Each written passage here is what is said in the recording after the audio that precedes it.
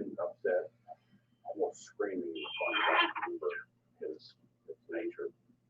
And that's all he said to me. I came home from work, I'm watching you later in the office.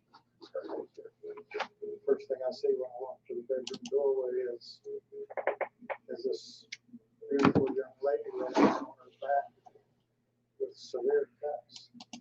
Her throat has been cut a number of times. Her right wrist almost been amputated. Frank Cooper is a crime scene technician. One of the first investigators on the scene. What's good, everybody? And let's see if everybody's coming on in here. Speak, speak, speak.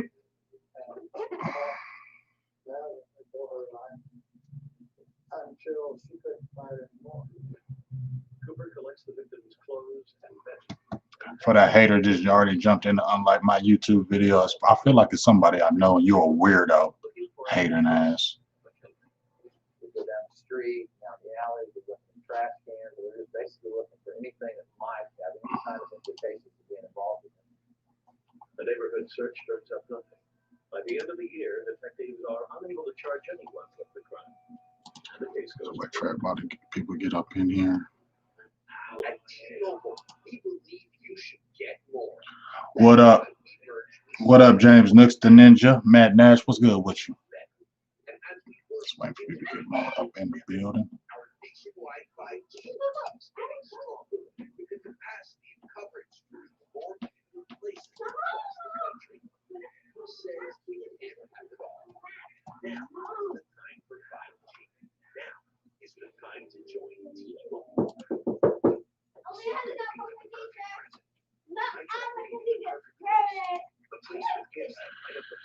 All right. Oh, yes, Matt Nash, for sure. Burgers and Blisses tonight. All right, talk to my dog, Mike. We're getting that in at 8 p.m. tonight. I just thought I'd talk a little bit about a few days ago. I did, what did I do? A few days ago, I did, hey, Stelios Cowboys, what's up with you, big dog? Big game, James, the name. Here's a dub. Let's grow this. I feel you. I appreciate you so much. Salutes to you, Stelios. You just be coming through with this bam, bam, bam. I love you, Stelios. I really appreciate you, everything you've done for the nation. Yes, let's continue to make this thing great and grow. But, you know, I jumped on here today because, like I said, probably about a few days ago, I did a video on on the coaches, just my thoughts of, what I felt like the coaches was doing. And I talked with defense first. And the only guys I really said I would really keep would be Maurice Lindquist, because he's a rookie. He was a rookie coach. Al Harris, borderline. But you know what? He had Trevin Diggs under his helm, and Trevin Diggs had an up and down. But we know, by what we've seen already, Trevin Diggs looks like he's the real deal. You know what I'm saying? So I want to give Al Harris another chance. When I talked about Tom Sula, Mike Nolan, Scott McCurley, I'm cool with them guys coming. But today, right now, I'm going to talk about some offense right here. You feel me? I'm going to talk about some offense right here. Because that's a hot topic. A lot of people talking about Kellen Moore and things of that nature. And, people be hating on them. But I'm going to just give my quick thoughts on it. And then, let's see if we kind of just go from there. Give me 1 second. He and crime scene technician Roger Hayes are asked to reopen one of the town's most famous unsolved homicides. How's everybody doing, first of all? 13 years earlier. Man, I was listening to, before I get on here, man, I don't listen to this new music. You know what I'm saying? I don't listen to none of these new people or anything like that. But I can't even front to y'all. I like 21 Savage. I can't even front. I like 21 Savage. You know what I'm saying? What up, Carlito? I can't even front, man. I like 21 Savage. Like, I'm old school. Like, I'm almost 50, for real. So I don't listen to none of these new kids out here. You get what I'm saying? But real talk, I like 21 Savage. I can't even front. Like, I can't even front that. I like him. I like him. So, just so you know. Yes, I have Mad Stalkers. You know, what's so funny is when I heard first heard 21 Savage, I was like, he is straight trash. He's garbage. He is not good. I don't think he can rap at all. Nothing good. But he grew on me. Plus, he's a Libra. Maybe that helped. But he grew on me, and then in my opinion, I think he gotten better. You know, I'm in the '90s. I deal with the rap connoisseurs, '80s, '90s rap connoisseurs. So these new dudes that be doing all this stuff, I don't listen to that stuff. But I say, you know what? I'm gonna listen to a few of these young guys to give them a chance. And I know people could say, man, 21 may suck. I don't know the rap game right now, but in my opinion, I like 21. He just had his new album that just dropped. I think what was it? Savage Mode Part 2. I like it. I've been listening to it like every day. Sorry. As are several long-standing. I'm just saying. You know, y'all could be like, man, he sucks. That's fine. But I like him.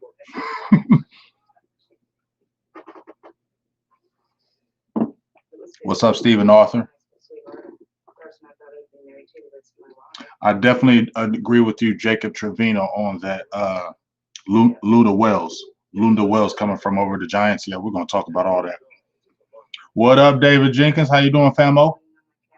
Good to see you. Isaac Hampton, what's up with you? Carlito, Kid Roscoe, Stelios, you know how we do. Appreciate you. Matt Nash, what's up, big dog? The Ninja, my dog. James Nooks, what's up with you? Keep on getting in the building. I haven't shared a lot of this, so y'all share it for me. Share this for me. I didn't get a chance to share this, so if you want to share this for me. So I ain't got to do all that extra shit. That's just a lot of stuff I don't want to do. But like I said, today I'm going to talk about my thoughts on the offensive staff. Ain't nobody else's thoughts. And let me jump out here first of all and say I ain't the expert. I ain't no expert. You know what I'm saying? Just kind of my opinion on what I see from these offensive guys, and kind of go from there. If you're in the trap, what's up, Mikey? Hit that like button. If you're in the feed and you're listening or you're watching, like we already had a hater as soon as they came in, they want to hate, but I need some haters, whatever. But share this. But let's talk about this offensive. Staff. So on the offensive staff for the Dallas Cowboys this season, headed by Mike McCarthy, 13 years of experience. You got Doug Nussmeier, 17 years of experience. He's a carryover from the last staff. Skip Pete, running backs coach. He was with the Cowboys earlier in his coaching career. Came back. Lunda Wells, this is his first year, I believe, under the Cowboys. He was with the Giants, I believe, last year. Adam Henry is the receivers coach. He was with Cleveland. And Jeff Blasco is the assistant offensive line coach. Joe Philbin is the O-line coach. Offensive coordinator Kellen Moore, and the assistant head coach is Rob Davis. He's more like the life coach. Okay, that kind of throws me off on that one. So let's jump in here and let's talk about these guys right here. Like I said, when I did the defense, I was like, this is who I feel like needs to go, and this is who I feel like needs to stay. Just me. But let's start with Doug Nussmeier, 17 years of experience. I mean, he's a former quarterback. He's coached at multiple colleges as a quarterback coach with the Cowboys. And when we talk about these quarterbacks, let's see here.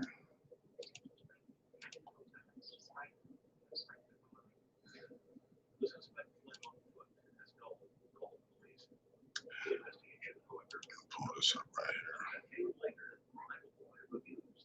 All right, so you're a quarterback coach. I don't know all the ins and outs of quarterback coach, but one thing I do know is this. Nussmeier has had 4 different quarterbacks under him. Ben DiNucci, Garrett Gilbert, Go-Go Gadget, Nucci, Andy Dalton, the Red Rifle. I don't know if he's been rifling it, and Dak Prescott, Dakota. And we've seen how Dak started out 5 games played this year, completed 68% of his pass, was on a tear to throw for over 6,000 yards, never been heard of. He was on that pace. In 5 games, he almost threw for 2,000 yards, 1,856 yards, 8.4 average, one of his highest in his career. He was averaging 392 passing yards a game. almost 400 yards passing the game. 9 touchdowns. He had 4 picks, 10 sacks, 99.6 rating. Then you got Andy Dalton, 65 completion percentage. He's at a 75 rating, 5 touchdowns, 5 interceptions. He hasn't been super impressive. He's averaging 151 yards a game. Garrett Gilbert in his one game starting, he threw for 243 yards. And then you had Ben DiNucci, who looked like a 7th round pick. Keep it all the way funky. He looked like a 7th round pick. We probably should have won that game in Philly. If maybe you had a DiNucci or Andy Dalton, you probably won that game. But we didn't. It is what it is.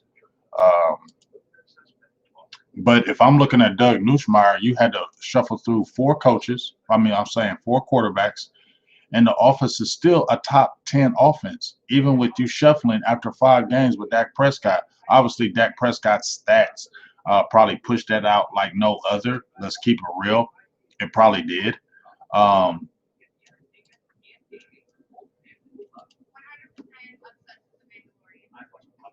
What up, Joseph? How you doing? What up, Derek Graves? How you doing? What up, Ready Red? But when I look at Nussmeier, you had 4 different quarterbacks. You had Ben DiNucci, 7th round pick, and for real, DiNucci, if he would have played halfway decent that game, we win. Like, let's keep it real. We win that game. If he plays halfway decent, we win that game because we controlled the Eagles. They gave up 4 turnovers. We couldn't move the ball, and we were winning at halftime. So, you know what I mean? I'm going to give him props on that. And then when Garrett Gilbert came in on his one and only start in the NFL, he was very impressive. I didn't think anything was going to do. I didn't think Garrett Gilbert was going to do anything. I seen him at Texas. He was okay at Texas, but I wasn't a guy that was like one of them guys that was super impressed. I thought he was not going to do good. I thought he was going to fail against Pittsburgh. I thought he was not going to play all that. And guess what? He surprised and played very well.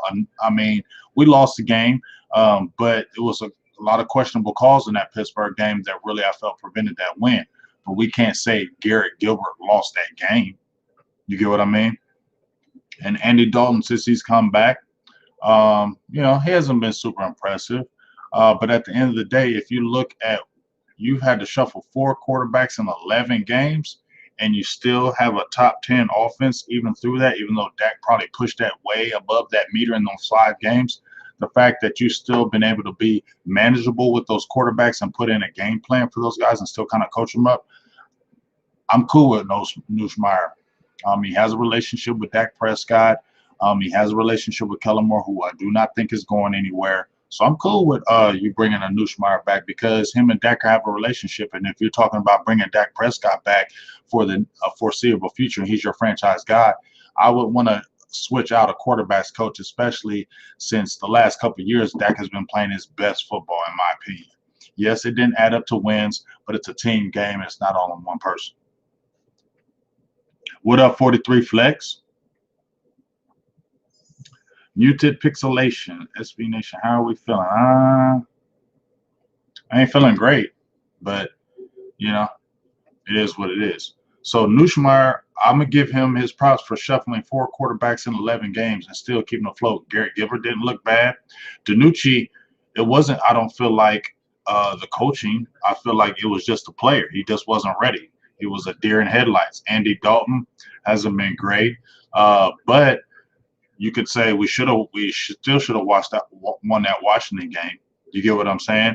And the last game against Minnesota, he beat them. So, and that was a very impressive win. I don't care what anybody says with Minnesota. They weren't a great team, but they still had a good team. So, as far as Nussmeier coming back, I'm cool with Nussmeier coming back, or if that's the right name or not. I'm cool with that, him coming back. So that's one guy right there, Nussmeier.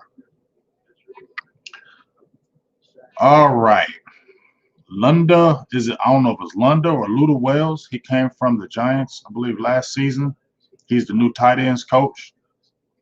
I'm definitely cool with bringing Wells back. And the reason why is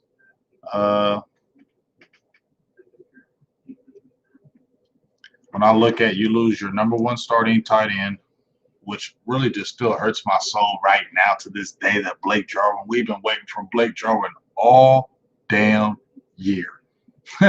We have been waiting. Get Jason Witten's ass out of there. I ain't hating on you, Jason Witten. I ain't hating on you, dog. But get your ass up out of there and take your ass out to the Raiders, okay? Put you out in the Hall of Fame, Wall of Fame, all the Ring of Honor, whatever. But get your ass out of there. And let's see some Blake Jarwin. And then the first freaking game of the season, like that still hurts my soul because I've been waiting for Blake Jarwin for like 3 years. Finally gets time, tears up his Achilles. So not Blake Dalton, but Dalton Schultz comes in, and I was super suspect on Dalton Schultz. He hasn't been impressive to me this whole time he's been in Dallas. All we had was Blake Bell as another option. So I wasn't feeling good about Dalton Schultz at all, keeping it real. I felt like we were really going to suffer. We're just going to throw to our receivers all the time. He had dropped a few passes, dropped a touchdown in the end zone against Seattle. He had dropped another couple critical plays. So it was really frustrating me about him. But guess what? Dalton Schultz done stepped his ass up. I got to give him props. Now, he ain't getting a lot of yards per catch, 9.8, but he has stepped up. Let's see, 66 targets for Dalton Schultz, 44 catches, 432 yards, 3 touchdowns, along with 28. His yak is not that bad, 202 yards after the catch. He's got receiving first down. He's got 22 receiving first downs. Dalton Schultz, I got to give him his props. He looks like a solid, not number 2 tight end. If I was going into the draft, I would still want to upgrade that as far as the speed goes because he doesn't offer that, in my opinion. But Dalton Schultz has stepped up, and I believe that's some coaching too. I don't believe that's just a player. I feel like the coaching helped him. And, because I was totally out on Dalton. I was just like, man, just forget Dalton. Let's just go another route. But Dalton settled down, and 44 catches, not too bad. I like to get the yard average up, 9.8, but he's a tight end. He doesn't offer the speed to really extend the seam or anything like that, like a Blake Jarwin would. But as far as him being a solid tight end, making some tough catches and getting you first downs, I'm cool with that. So I like how Lunda Wells has helped develop him and how Schultz has stepped up, and I believe that's a correlation to Wells. So I'm cool with Wells coming back here. What's up, Honcho? Yeah, we're going to talk later. My bad about the other day. What up, Uncle Charles? What's up? What's up? What's up? What up, Charlie Bridges? How you been doing, big dog? Love you for life. Charlie. Appreciate you. I'm going to get you a wrench too. Uncle Charles. This.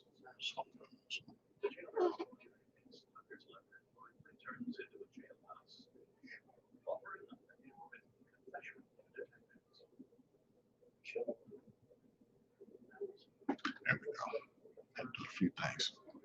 Them things come, man. That things come. Zaire Jacobs says that lucky interview, thou big game, great questions to break the ice. Hey, you know how I do. I don't play that, man. When Lucky came on,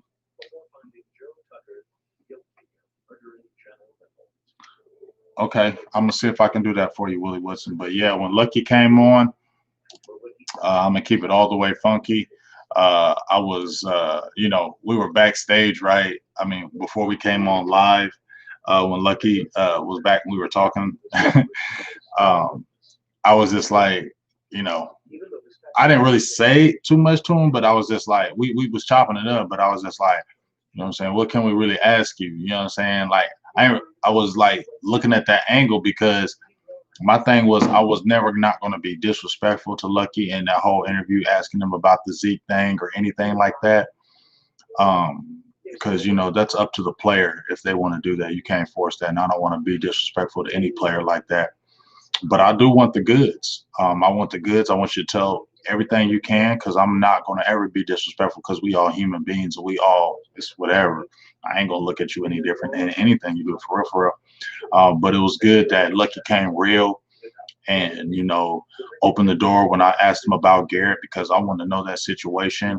And it was really cool that he was like, you know what, I'll talk about Ezekiel Elliott too. I ain't scared about that. That gave me 100 props for him. But yeah, if you interviewing with me, I'm never going to try to disrespect you, but I want the truth. I want the goods. Because I'm never going to come at you in no kind of angle. But I know the people want to hear the truth. I want to hear the truth, and there ain't never going to be no disrespect on my end. So you know how it is. I'm very pleased he could lay to rest a piece of his past and give thanks to a detective who did more than just a day's work. I think it was great. I mean, he's just been. Uncle Charles, yeah, baby. What up? What up, Real Glock? Ready, Red? You know me, Carlito. I don't play around. You know what I'm saying? I don't play around, dog.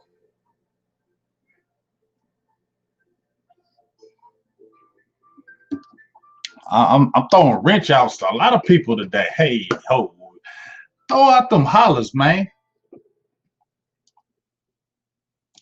Throw out them hollers. I got my people. Throw out my hollers. Throw out the holler if you like to donate. You see the Cash App right there. Holler at your boy, man. It's times hard out these pieces. I'm working like 3 damn jobs. I'm like working one job with my tide.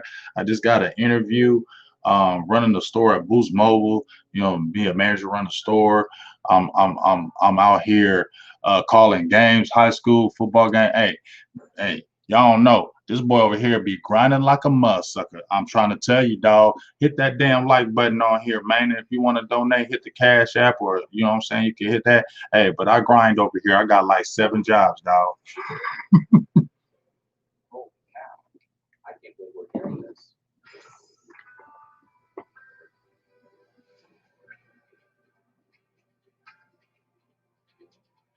What's up, Billy?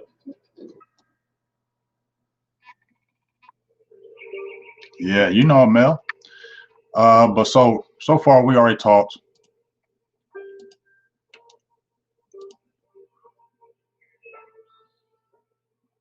Exit routes. So far we already talked about Nushmeyer, who I'm cool with, Lunda Wells, who I'm cool with. There's a person I'm waiting because I want to see who y'all feel. I'm gonna ask y'all right now before I go to the next people. How do you feel about Doug Nushmeyer? He's the quarterback's coach, and Lunda Wells, who's the tight end coach. I say let's keep both of those guys because the offense ain't been a problem this year. Let me ask y'all in the chat. How do you feel about Doug Nushmeyer, who's the quarterback's coach, and Lunda Wells, who's the first-year tight ends coach, came over from the Giants? Would you like to have them return as well? Those first 2 guys. Let me ask y'all. Yeah, you better go back and watch that replay. Miguel asked me, BGJ, do you think Kellen Moore can be a great young OC for this team? I think he just needs to stop calling goofy plays, and he does probably call some goofy plays here and there, but I'm gonna break him down as much as I can. Because I'm cool with Kellen Moore. I'm sorry. Some Kellen Moore haters out there, and it ain't me. I'm sorry. Hey ho, Stelios Cowboys with another donation, the $5 holla. And remember, I made that up. So if you ever hear anybody else saying that on their feeds, they need to give BGJ credit. Okay. So if I hear anybody saying holla and this and that, that's BGJ who started it. And make sure you know that. It ain't no other people. Just letting you know. That is, if the captain is able to salvage a print from the rapidly. So what we get? We got let me see what y'all saying. What up, Brandon boys? I like you, Brandon. Isaac Hampton says good on both of them. Miguel says he likes both. The Ninja says I want Kid in the back. I feel you, but he ain't coming back. Brandon Boy says keep both of them. Shady is back, says yeah, the return. So basically, we got Mel Hayes says tight end coach has done a good job. Yeah. So basically, we got pretty much all yeses on that. Stephen Arthur says yes. Jacob Trevino says yes. Brandon Whitaker says no. Okay. But for the most part, we got everybody saying we like those 2. Dalton Schultz has stepped up in the absence of Blake Jarwin. It's been very commendable. And Nussmeier has 4 quarterbacks in 11 games, and Dak was balling out this year, was going nutty. So I gotta contribute that a little bit to the quarterbacks coach as well and the relationship they have.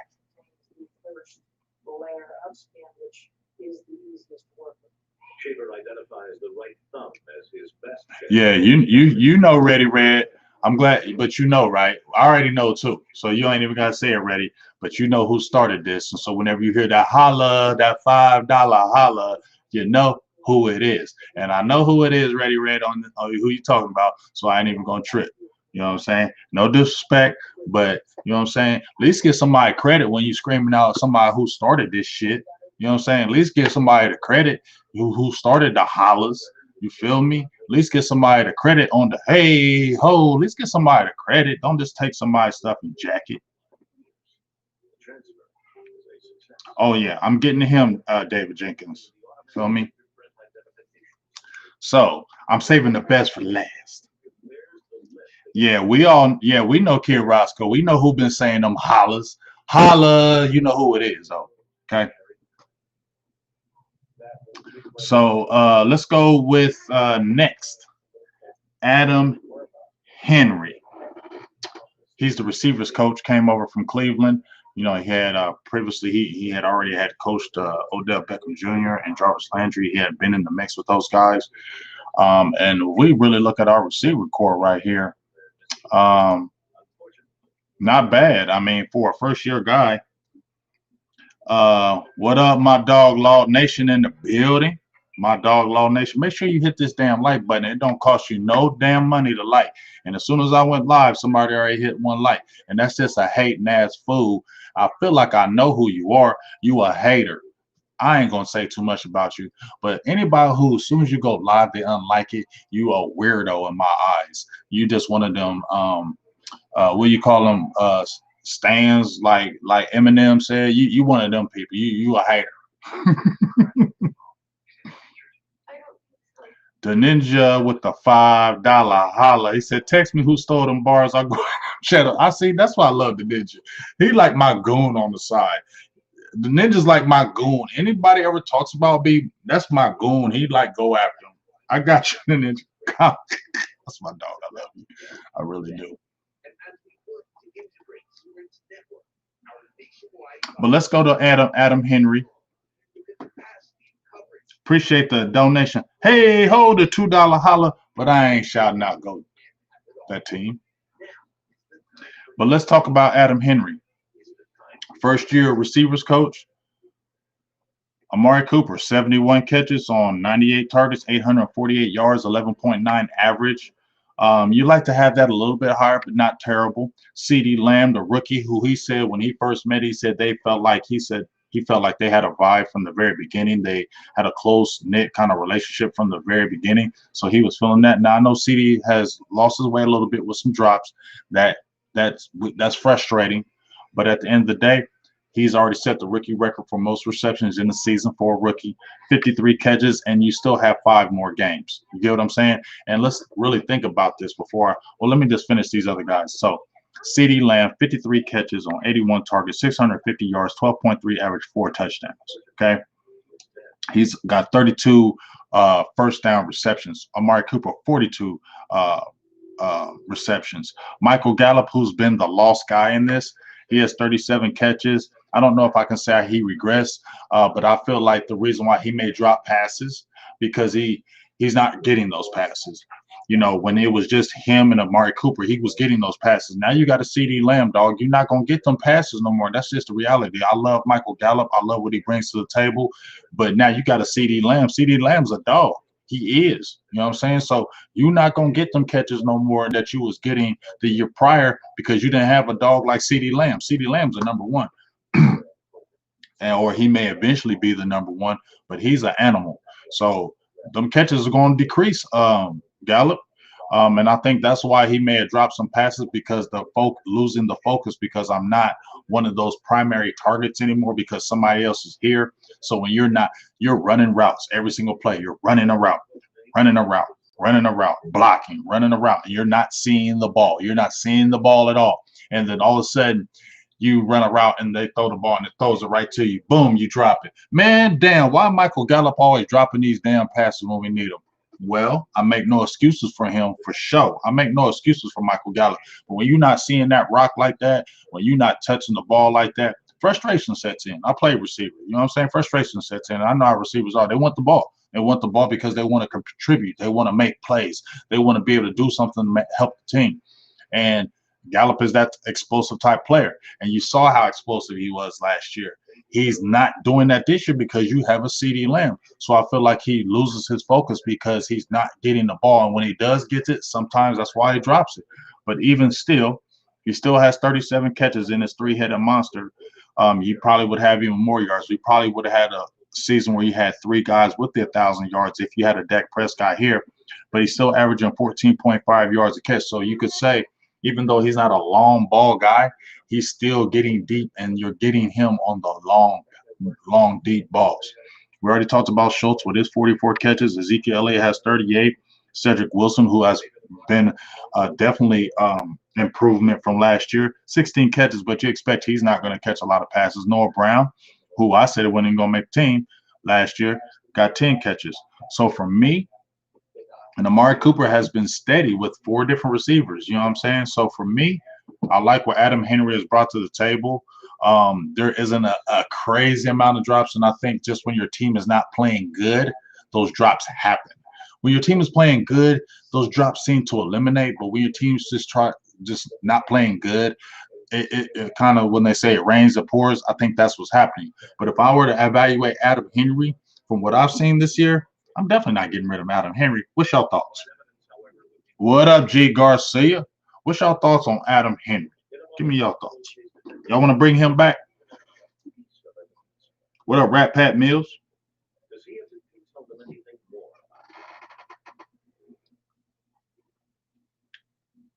What's good, Lance? What up, T Smooth TV?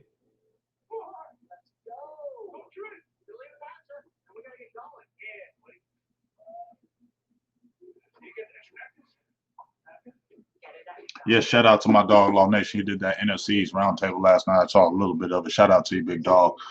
I mean, Law's just the man. You know what I mean? Let's just keep it all the way real. Law's my dog. You know, he's my mentor, straight up. So I got nothing respect for my dog. Stelios, $5 holla. Hey ho, Stelios with the $5 holla. He says, I'm good. I'm good too. Tell me what y'all feel about Adam Henry. I want y'all to say yes or no for Adam Henry returning. That's all I want to hear. Yes or no. Shout out to my dog Law Nation for being my mentor, though. You've helped me so much in my short time on this journey, so I really appreciate you, dog.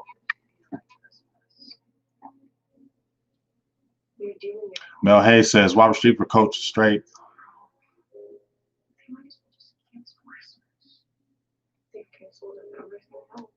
T Smooth, Adam Henry, the receivers coach. What do y'all feel about him? Adam Henry is our receiver coach.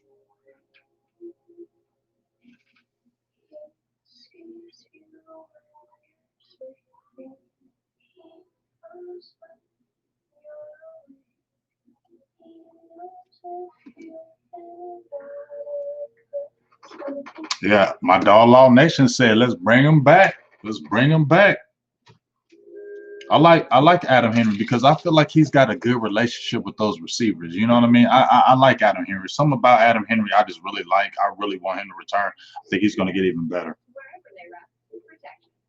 So I'm feeling a lot of draft time says he all right. CD and Gallup's hands need work. I'm gonna be honest with you. CD Lamb got great hands, but I think it's a situation. Hey ho, Stelios 300 coming in with them dollars. Like, I know disrespect, but like at the strip club, just throwing them things, banging them. That's how you doing me, Stelios, today? That's how you doing me today, Stelios? My people's just spin them, spin them, spin them, spin them. I love it. Appreciate you, Stelios. But yeah, CD's got good hands, man. I don't think that's indicative on Adam Henry. I just feel like it's a situation where, you know what, like I said, when it rains, it pours. When your team ain't really playing good and those things kind of happen, you lose concentration. As far as Gallup, I don't think Gallup ever had great hands. If you really watch Gallup, he body catches. Kind of like Terrence Williams. I'm not hating. I'm not saying he's no Terrence Williams, so please don't think that. But he does body catch. You know what I'm saying? He does body catch, and I just feel like, he doesn't have great hands, but he's the type of guy that'll make that ridiculous hard catch and then drop the easy one. That's what he is. Kind of like a Terrell Owens. Not saying he's on that level of the skill ability, but with them hands, because Terrell would jump out there and make the hardest catch in the world, and you'd be like, yes, and then 2 seconds later, you throw a ball right at Terrell Owens' hands, and it hit his hands, and he dropped them. That's what he kind of reminds me of. Or even Des Bryant. Des Bryant would make the toughest, hardest catches in the world. You'd be sitting there thinking, like, how did Des just make that catch? And then you see a pass, and Des is right there, and he dropped it. And you'd be like, Des, come on, dog. Hey, ho, Stelios with the $10 holla. we throwing them things up. He's saying, man, we throwing them things up today. We throwing them, Stelios. Throw them things, man. The bed is stripped. A pillowcase on the floor is stained with what appears to be vinyl. You know what I'm saying, though? But I like Adam Henry, and I definitely want him back in the fold, and I feel like he's going to continue to get better. We're going to see how this pans out with this Amari Cooper, Michael Gallup, and CD thing, because we all love to have these three receivers and whatever, but that ain't going to last forever. So it's going to be really interesting when these contracts come up for Michael Gallup, how it's going to pan out, or will he get traded, or will Amari? It's going to be a lot of things. They're going to see what happens in this summer. We'll see. But I like Adam Henry, and I want him to return back. So we got 3 for 3 in my opinion. Good for Nuschmeyer, good for Lunda, good for Adam Henry. And now let's go to this guy right here. Skip Pete, who's the running backs coach. Skip Pete was coaching with the Rams the last few years. He was with the Cowboys back in the day, and then he came back. And when I look at the running game this year, let's go over here to this running game. Obviously, the offensive line is not what it was before. We understand that, okay? I understand that. The offensive line is not what it was before. I totally get it. You don't have your all-pros. You lost a lot of people. So there's going to be a drop-off. It just is. But the players that the Cowboys do have, I think, are pretty good as far as you lost a Travis Frederick, but you got a Tyler Biadasz. We've seen how Tyler Biadasz was. He obviously went on the injured list, but he's been pretty damn good as a rookie. He hasn't been perfect by any means, but he's been pretty damn good. Zach Martin has been Zach Martin. Connor Williams has had a career year. I'm talking about the offensive line. Let me leave Philip alone. Let me just talk about Skip Pete. Ezekiel Elliott, 181 attempts for 707 yards, 3.9 yards average, long of 24. His longest run has been 24 yards. Ezekiel Elliott has not had a 40-yard run all year. He's only had one 20-yard run. There's a ton of players that's got a lot more 20-yard runs than him. 5 touchdowns. He's averaging 64 yards a game, 5 fumbles, 4 lost. Tony Pollard, 56 attempts. He's only averaging like 5 attempts a game, 278 yards, 5 yards a carry, long of 42. We saw that touchdown against Minnesota. He's averaging 25 yards a game. No fumbles, none lost. He's only averaging 25 yards a game. See, here's my problem. See, that's why I don't know if I want to bring Skip Pete back. He's a veteran. He's been doing this. I'm just saying. Offensive line has been in flux. I totally get it. But I don't know, man. 64 yards a game from Zeke, and Tony Pollard can't smell the field. I don't know if he doesn't have any probably call on that. That's tough, man. I just feel like, you know what?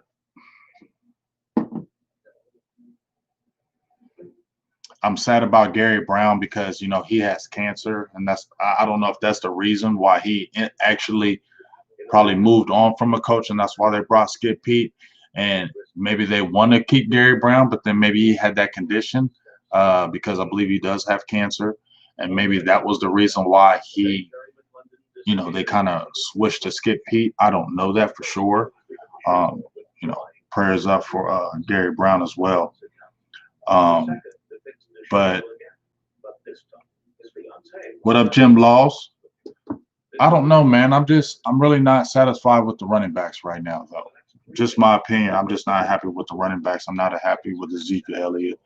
I'm not happy with Tony Pollard, but it's not the fact that I'm not happy with him. I want him on the field more. I mean, I know he's a fourth rounder. You got him last year, but why did you draft him? What was the purpose of you drafting? My problem is this. What was the purpose of you drafting a Tony Pollard if you're still going to overwork Ezekiel Elliott? That's my problem with this whole thing. I don't know if Skip Peep has anything to do with it, but it's a big problem in my eyes when you got a kid who only got 56 attempts in 11 games. I mean, he's averaging 5 yards a carry. He's explosive, but he's only getting 25 yards a game. Why did y'all draft this running back? You saw he was explosive. You felt like he could do a lot of things, and you wanted to prolong Ezekiel Elliott's career. You didn't want to run Ezekiel Elliott into the ground. You didn't want to, you were saying all these things that you didn't want to do. But Zeke is still one of the highest people at the top getting on the field in most plays. That's a problem in my eyes because obviously Zeke is not that same player. Those carries do wear on you. I don't care if you're only 25 years old. If you come in the league at 21 years old and you're getting over 300 freaking carries a game and you're staying on the field all game, it's not like you're playing 60% of the snaps, 50% of the snaps. You're damn near playing 80, 90% of the snaps every single game. Your body's going to wear down. And I don't know if like I said, if he's training that super hard. And if you're not training, not saying he is, but if you're not training that super hard and you're getting these carries, your body is going to not respond the way you want. And I think that's happening. So if y'all guys see that, and just because you signed him to a $15 million, you need to incorporate Tony Pollard into this offense and stop worrying about it because Zeke already got paid. He already got his money. So why are we worrying about the ego and all that other stuff? You start Zeke, but you need to play some Tony Pollard. You can make this to work. Tony Pollard needs more than 5 attempts a game. He needs about a good 12 to 15 snaps and 15 plays in the game where he is incorporated in this offense so the offense continue to be explosive because Ezekiel is not that explosive running back anymore. I don't care what anybody tells me from the Zeke apologists. Oh, the offensive line ain't this offensive line. Zeke is not breaking through that line and skirting for a 40-yard dash or jump hurling over people. He's just not doing that. You know what I'm saying? He's just not. And you got to incorporate this. Like I said, I don't know if it's Skip Pete. Because Tony Pollard is a good running back, I believe. He don't need to get 20 damn carries a game, but you need to get the ball in his hands. So this thing with Skip Pete, I don't know if he's got a lot of control in who comes in and who doesn't. He's just got to coach him as accordingly. So I'm kind of uneven on Skip. How y'all feel about Skip Pete? I'm kind of just uneven on him. What up, Bobby? David Nixon says you want Quinn as a defense coordinator. He was a good one at Seattle. He was, good at Atlanta. We'll see.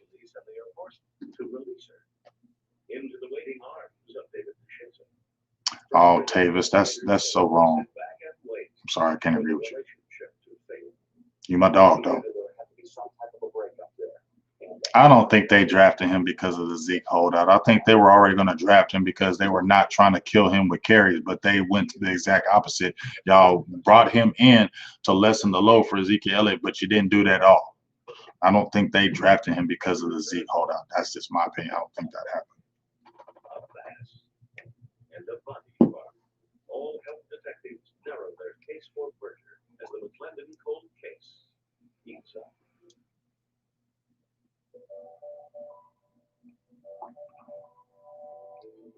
We rely on government to keep this country running, especially now. What's your thoughts on Skip Pete?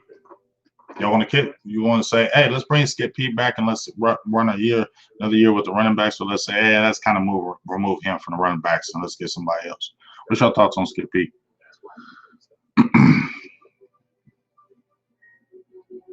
And I see a lot of people in here talking about the Zico thing. Hey ho, my guy Michael with the $5 holla on the Cash App. I really appreciate your family. And then my dog Charlie Bridges with the $10 holla. Hey ho. Just remember who started that shit. Appreciate y'all, man.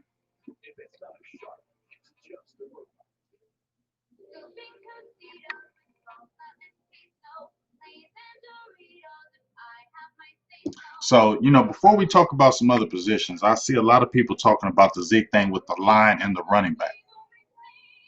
And if you listen to the hype Tuesday, we're going to talk about this because I'm listening to a lot of you guys in the comments. A lot of you guys are talking about some good stuff in the comments, man.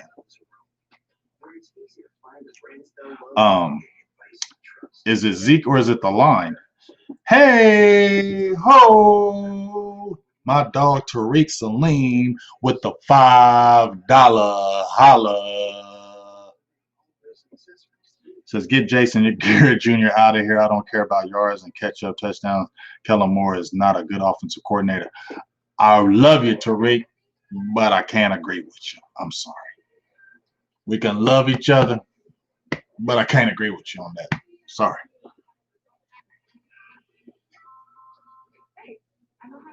Appreciate you, KMT. That's my dog. KMT, you don't even know.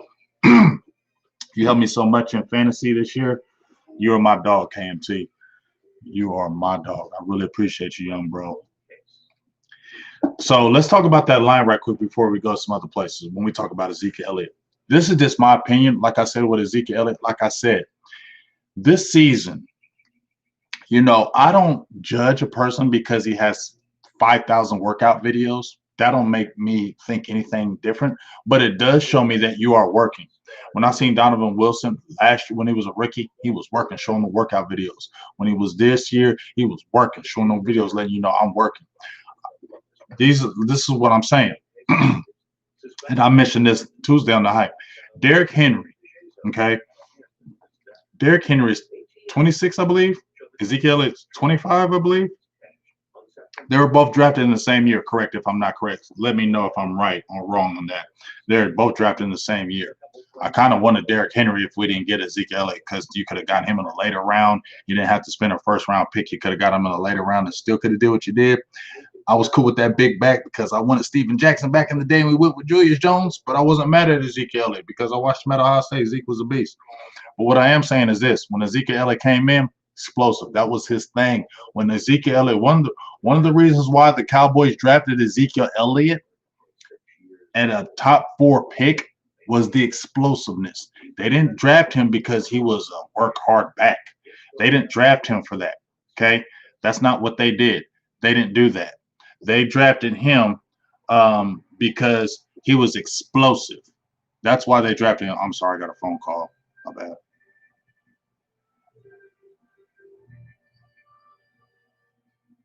The University of Tennessee football stadium stands tall along the banks of the Tennessee River. But they drafted Ezekiel Elliott at Ohio State because he was explosive.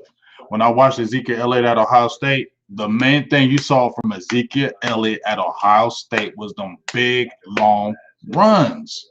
That's why they drafted him, because of his explosiveness. They want an explosive back that once he hit through that hole, he gone.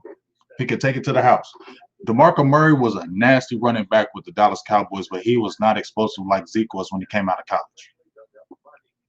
Okay, he was not. He just wasn't. But Murray was nasty, but he wasn't a guy that once he broke to the hole, he was just taking it to the house 80, 90 yards every time. That wasn't DeMarco Murray's game. He had that short area quickness, and he was more of a bruiser. You feel me? That's why they got Ezekiel Elliott, because his explosiveness. This dude was running like crazy at Ohio State. And you saw the first couple of years. You saw 2016 how explosive he was, breaking them long runs against Cincinnati, Detroit. I mean, he was breaking those long runs. Watch his career. He's not doing that any longer. And then when he does break to the outside, notice how he always heads to the sidelines. No disrespect and shade, I promise you. But when he breaks out if he goes into the middle and he jumps to the outside, he runs out of bounds. Watch the tape. He does. It also served as a catalyst for the And he's a bruising back now, but he's not explosive. Y'all can see if you sitting there saying Ezekiel Elliott is still explosive. I mean, I'm thinking you got blinders on your eyes because that's just not true. He is not explosive. I don't care if it's the line or not. Even if the line was blocking for him greatly, he's still not exploding for 50, 60-yard runs no more. He's not doing that any longer. There's nothing wrong with him being that workhorse back, but he's got a lot of carries. You know what I'm saying? The line does help you. That's why you build the line for your running back. If you don't got a line, your running back is not going to do shit. We understand that. That's the truth. But when I was coming up, you had to get a great offensive line, but you were never talking about the offensive line. You were talking about how great that running back was. And all I'm saying is this. If you're paying a running back top dollar, you expect that running back to overcome a little bit of the line issues. That's why you paid him that money. Because if you felt like he was just a regular back, if the line isn't great, then why would you pay a running back all that damn money if you feel like, well, you're only good because the line is doing good. So if the line doesn't do good, you're not doing good. So then why are you paying this guy top dollar money if you feel like that's what it is? Because I'm not going to pay a running back or anybody $15 million a year and it's continue you being good because of the offensive line. I'm not gonna pay it. I'm talking about me as if I was an owner. If I'm an owner, I'm not paying you $15 million a year if I feel like as soon as the line falls off, you're not good. I'm not gonna do that. You can hold out all you want. I can get another running back or draft two running backs in the draft or get a free agent and roll that two-back system because it's proven it's worked.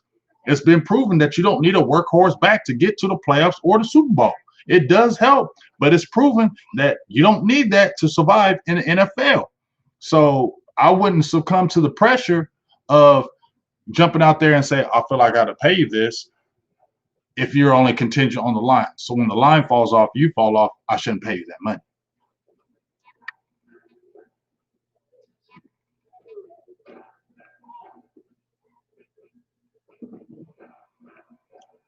Hey, Tavis, I give Zeke his credit. He's never missed a game. Never missed a game. He's a workhorse.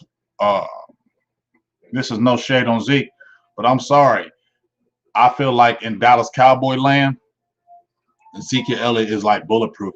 Like if you ever say one thing about Ezekiel Elliott, people start tripping on you. And it's almost like you have to apologize if you say something about him ahead of time. And I don't like that. If you're not the same guy anymore, we understand that.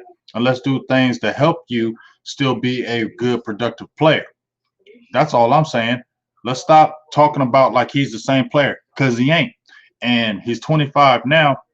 When you're looking at 27, he got an out in 2 years. Are you re-signing Ezekiel Elliott? That's what I want to ask you.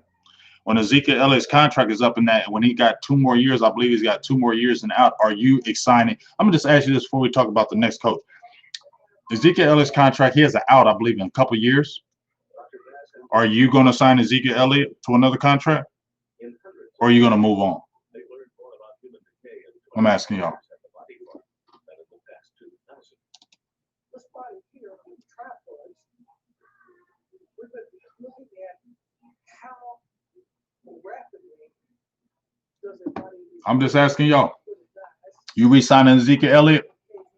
Because he got it out in a couple of years.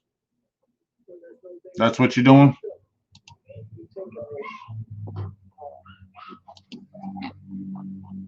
Taking a body, adding to the tree, and let the decay go to see how long that will take. And I mean, let's be honest. This is Zeke's pride. This is probably if you're a smart man, no disrespect and shade to Zeke, but if you're a smart man, I'm not re-signing Ezekiel Elliott. I mean, no shade. Unless we're talking about lower money, and he ain't gonna probably want to do that. He's gonna still want to get another contract and get paid. And somebody say out there and say, well, you still Ezekiel Elliott, we're gonna pay you this money. And I will say, Stephen Jones, I don't feel like the second time will jump out there and do that because when DeMarco Murray, when he came out of college, he had a lot of injuries. You know what I'm saying? And he had injuries while he was at Dallas. He was 26 years old when he came up for his contract. And Dallas said, here's what we'll offer you.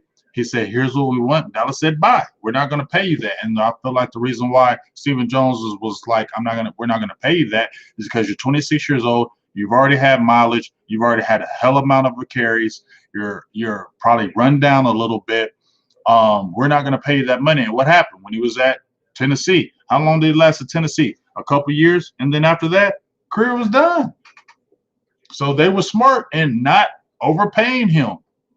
They were smart the second time. I give Stephen the props on that. He did not overpay for DeMarco Murray, even though I wanted Murray back.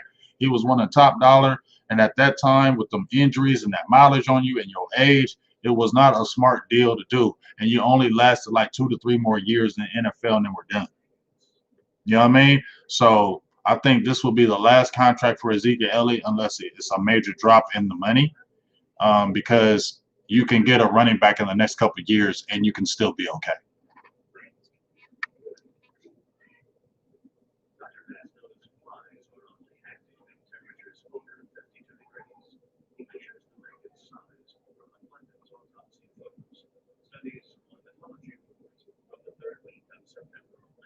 And I feel like a lot of everybody's feeling that right here with Ezekiel.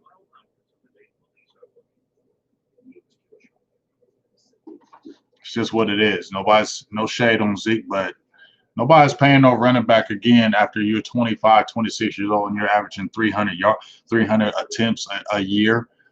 You'd be stupid to pay a running back another $12 million a year. You're foolish. So they said Ezekiel Elliott was a straw that stirs the drink. I get it, but it ain't gonna be too much longer because he's not. Dak Prescott is. Dak Prescott is the straw that stirs the drink.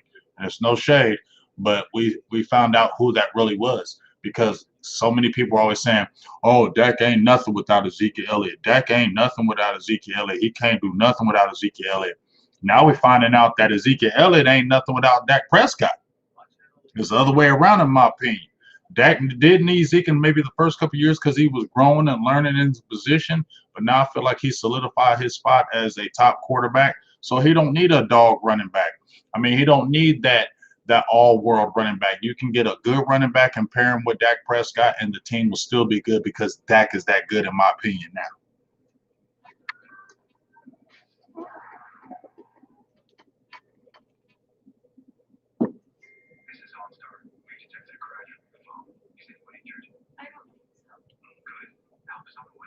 I mean, people talking about that Jalen Ramsey thing. I'm cool. They paid him, overpaid Jalen Ramsey. I don't care. He good, but I don't care. He ain't that damn good to me. 100-something million trading draft picks for him. I ain't doing all that. No, that's stupid. I don't care. I just don't agree with that one.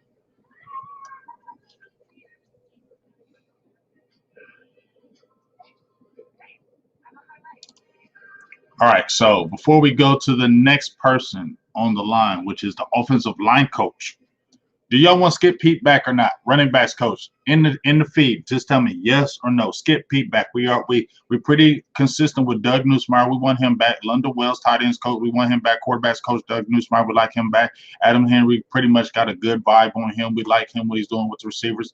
Do you want Skip Pete back as running backs coach? Just say yes or no before we move on to Mr. Joe Philbin. Mel Hayes says no.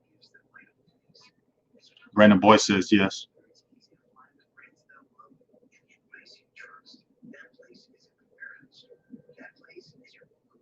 Carlito says yes. Pootie Bang Bang says yes. Terry Turner says yes. KMT says I don't want any coach back besides McCarthy. So a lot of y'all want Skip Pete back. I'm on the fence with Skip Pete. I'm gonna keep it real. I'm like Jim Laws. I'm on the fence with Skip Pete. Roger Fraser says yes. Derek Gray says Zeke is a fullback now. Steve says no, he's not doing what he used to. Jermaine Underwood says yes. So a lot of y'all want Skip Pete back. Tavis Banks says yes. Got you. I'm on the fence with Skip Pete. I'm on the fence with him. I'm not hating, but if you said they got rid of Skip Pete, I'm like, oh no, they got rid of Skip Pete. I'm like, all right, dog. Peace. Now, let's go to this guy right here, and then we're going to tackle the top 2 people that y'all been screaming in the feed about. Honcho says, no to Pete, my dog. What's up, Terry Turner? What's up, fam?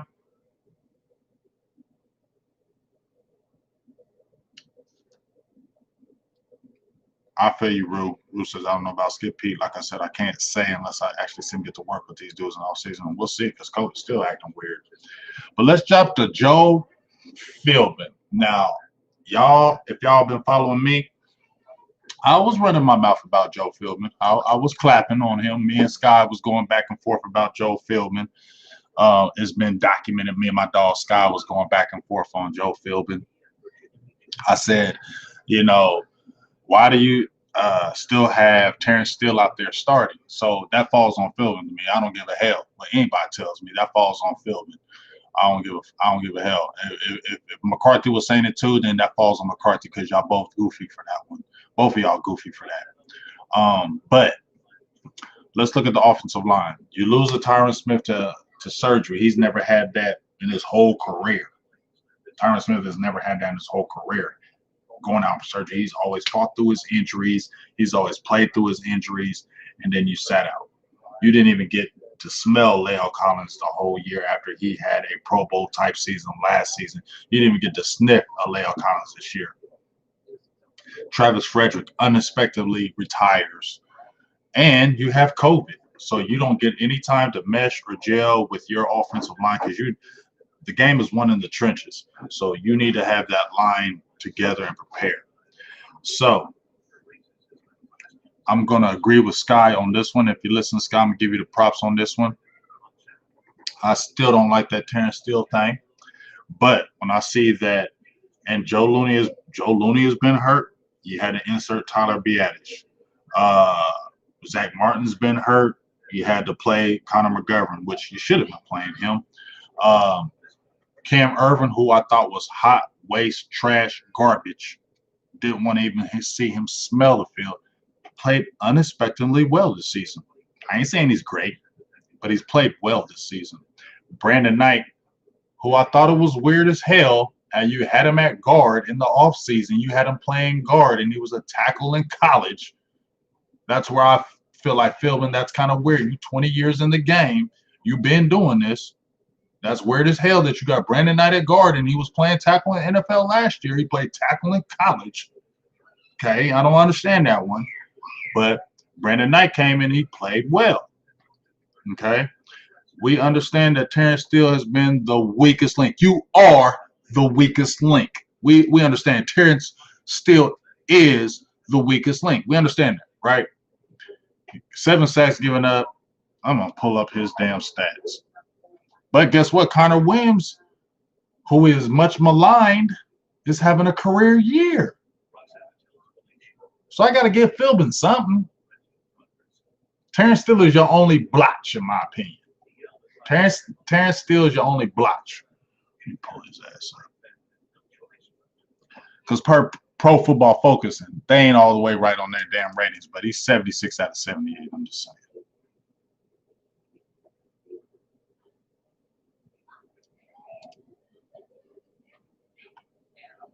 But here's Terrence Steele's stats. 35 total pressures allowed. Oh my God. Hits allowed 4, sacks allowed 7, penalties 5.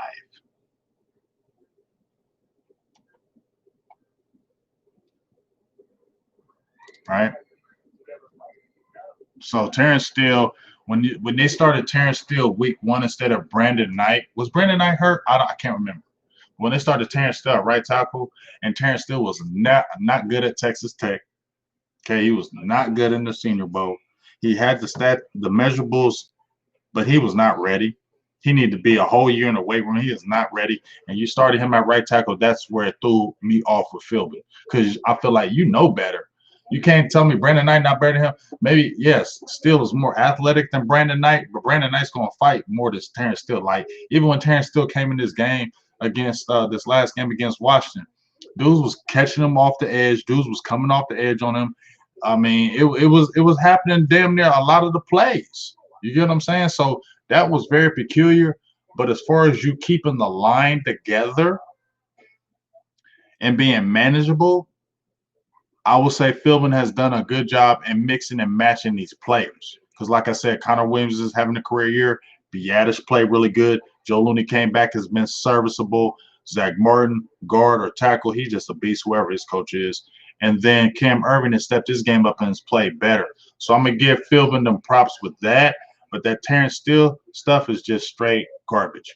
Now, last year, the Cowboys only gave up 23 sacks on the offensive line last year, which was huge because the year before they gave up over 50. So that was a great job by Mark Colombo. I didn't want Mark Colombo to leave. I still didn't like that decision. Philbin is cool. I don't mind Philbin coming back. I ain't hating on Philbin. He can come back, but I really wish they would have never let Mark Colombo because, and maybe it's just me. I like the nastiness. I like nasty. I like an offensive lineman. Mark Colombo was like that when he played, and he was like that when he coached. He wanted that nasty type offensive line. I'm not saying Philbin is like that, but that's why I was hurt when Mark Colombo left. But at the end of the day, when I see this, and right now Cowboys are currently, I believe, in top 10 in sacks given up. They're giving up 31 sacks on the season. 23 last year, 31 given up already this season. Terrence Steele has 7 of them. Just saying. You eliminated that problem, you probably wouldn't have had all them sacks. So what do y'all think about Joe Philbin?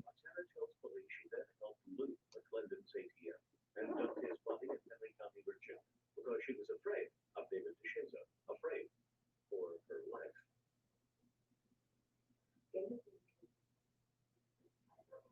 Yeah, get them damn likes up. If you're in the feed, especially my YouTube feed, and you ain't liking this and you're in the feed, that's weird that you don't like it. I just think that's weird to me. Like, if I'm in the feed and I'm listening to it, I'm like, I'm feeling this. I'm gonna like it. Like that shit, dog. It don't cost no damn money to like the damn shit. You got them haters in there want to instantly unlike it. So y'all need to like it. Because that hater, as soon as I go live, that one hater, I feel like if you ever watch B Street, I don't know how old school y'all are. I don't know how old school y'all are, but if you ever watched B Street back in the day, there was this dude named Spick, and every time they graffitied on the trains, they would catch a white train, and then they would graffiti their stuff on it, and then Spick, every time they would graffiti a nice ass train, he would come over there and put his emblems in black over top of it, just hate. That's that hater that hates on my YouTube. As soon as I go live, he unlikes it. And I think I know who it is because he's a hoe. But I just want to say that. Anyway, sorry, I ain't getting in my feelings. I'm just calling you out, hoe. But that just reminds me of that. But yeah, you a hoe in my opinion. As soon as I go live, you don't like my shit. You a hoe. Sorry. Excuse me. Didn't mean to say that language. I apologize. What's up, boo thing?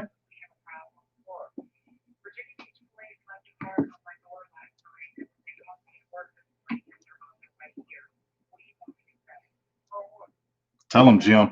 But hey, what do y'all think about Joe Philbin? Do y'all want Joe Philbin back? Yes or no? Joe Philbin, you want him back? I'm listening to the peoples.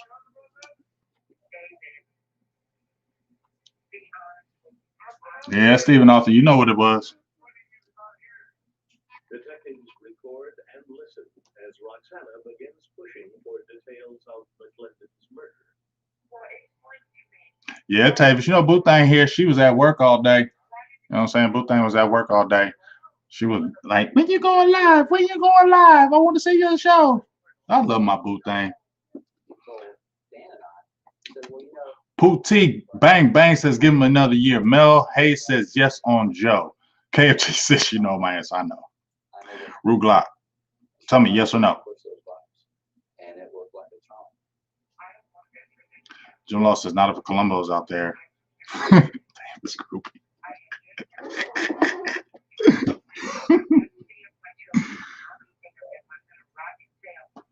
Devontae says yes. Joe can stay. Roger Fraser says yes. What were we talking about here on Facebook? David Nixon. No. He says no. Yeah, Mark got them hands, but Mark had them hands when he was playing though. That was Mark's attitude. That's why I didn't want to lose Mark Colombo, y'all. Like, I don't think that makes you a great coach because you want to scrap. But Mark Colombo had that attitude when he was on the field. You feel me? That's why I was cool when they got rid of that soft ass Paul Alexander from the Bengals, teaching these life lessons and being all soft and nice and talking about ketchup and all. Man, shut the hell up, dog. You coach an offensive lineman. Okay, they in the dirt, they in the gritty, they in the war, they in the trenches, and you talking about ketchup and philosophies. Get your ketchup and philosophy ass up out of here. You soft as hell. I don't even know why they thought about signing you up. Get your ass out of there. And when they brought Mark Colombo in there, I felt so good because if you coach an offensive line, in my opinion, I feel like you got to be a nasty motherfucker. Excuse my language. A nasty motherfucker. You gotta be gritty, you gotta be grimy, you gotta be that dude. And Mark Colombo shows you he'll knock you out even if you're a coach. Oh well, I like it. He try to scrap when you watch Mark Colombo play, that's how he played too.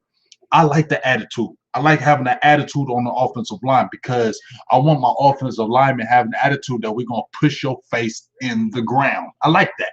So yes, I love to have Colombo back, but we ain't. I'm cool with Philbin, whatever.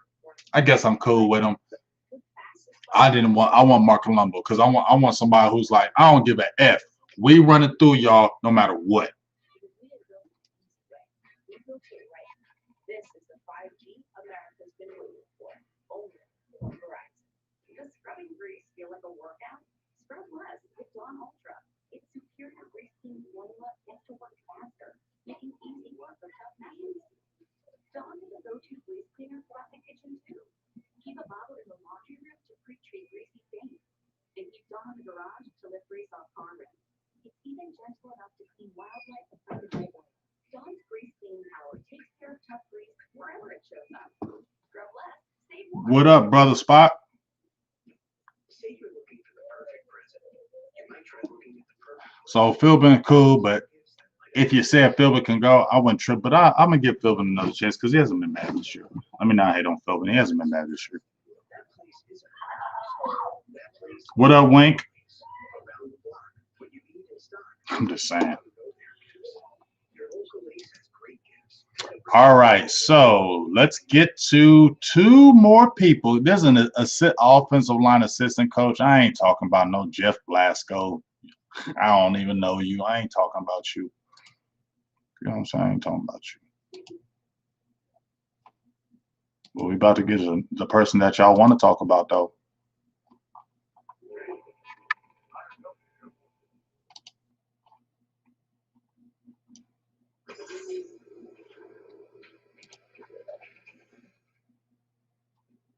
I ain't talking about no damn Rob Davis either.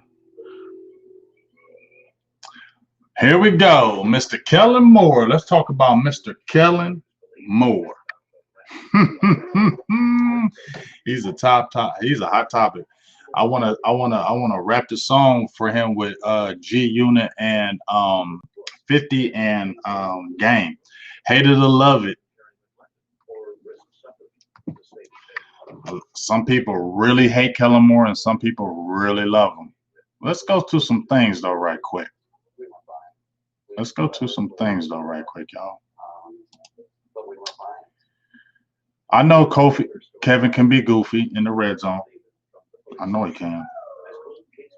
But I'm going to show you some things right here.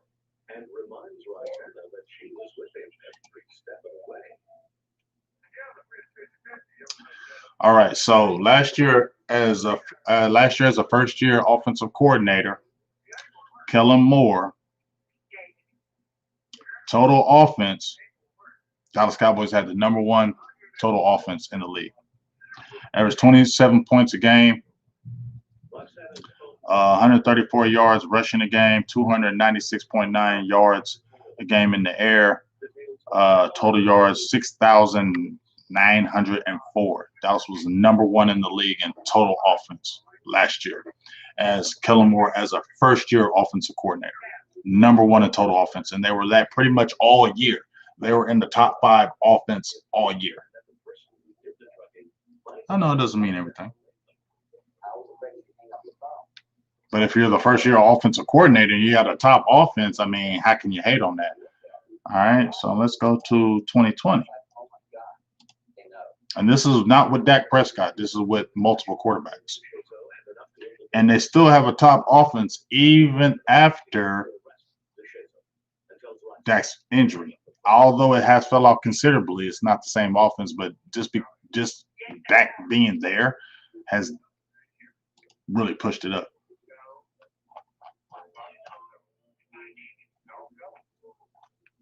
Still holding the phone, DeShazo is arrested outside his home in Henry County. I know I'm gonna hear a lot of y'all on that. I'm gonna get y'all's answers. Don't say nothing yet on Kellen. Let me say some things first. Okay, so last year they were number one in total offense. This year they're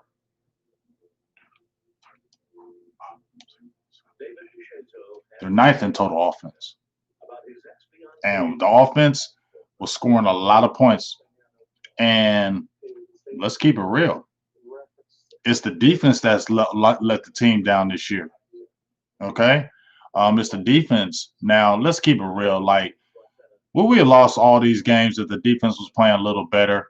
You think we're only scoring 3 points or 6 points, 3 points against the Washington football team with Dak Prescott if the defense was playing good? I don't believe so. You think we couldn't beat Pittsburgh Steelers with Dak Prescott after him with the defense playing decent? When the defense playing decent against Philadelphia, you get all those turnovers. You don't think we could have won that with Dak Prescott? You know what I'm saying? Because that offense, I mean, it was moving the ball with some damn DiNucci, and he's terrible. You know what I'm saying? The offense looked good with Garrett Gilbert, and that was his first time starting as a NFL quarterback. Andy Dalton came in, got a big win against Minnesota, and it was a really good play call game. Yes, we get frustrated with Kellen Moore when he gets inside that 35-yard line or even the 20. It's like, why'd you just call that? I get it. And just like when Amari Cooper was cooking in that Washington game and he was, tearing up your boy, then they went to Michael Gallup on 2 screen passes. Like, why did you do that? So some of the calls he does are peculiar to me and frustrating. I can admit it. But as a whole, number one, I'm going to say this about Kellen Moore. He ain't going nowhere because the Joneses love him. And I told y'all, this is just my opinion. I'm going to stay with it. When they brought Kellen Moore in, they were looking at him like another Jason Garrett. Now, Jerry Jones was looking at him, in my opinion, as another Jason Garrett, another guy that we can groom in the system and eventually be the quarterback. I mean, the coach, because that's how they did Garrett. He came in as a quarterback's coach, and then he came in as offensive coordinator, and then was elevated as a coach. And what happened? Wade Phillips lost the team. Who was the offensive coordinator? Jason Garrett. Who got elevated? Jason Garrett, and he came the coach. Who's the offensive coordinator? So let's say Mike McCarthy is doing bad again next year, and let's say this happened fire. Who are they going to elevate?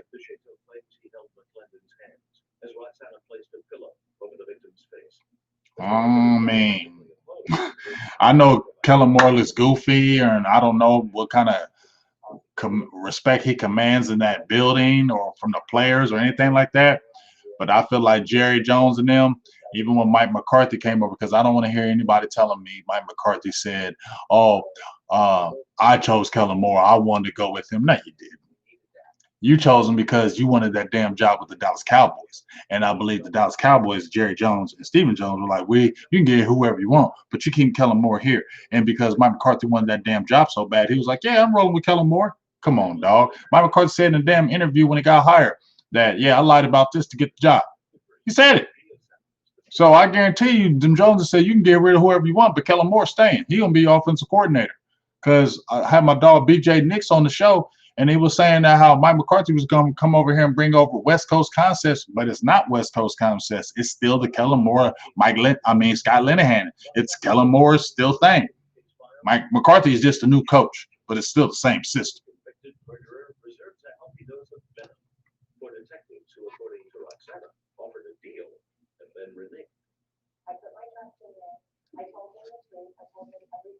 But let's check this out right here. I got some stats for you right here.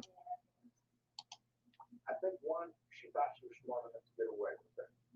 And I think she also felt that. So last year, Cowboys. And this is all I should show you. I'm gonna get it to where I can show you guys. But last year they were third.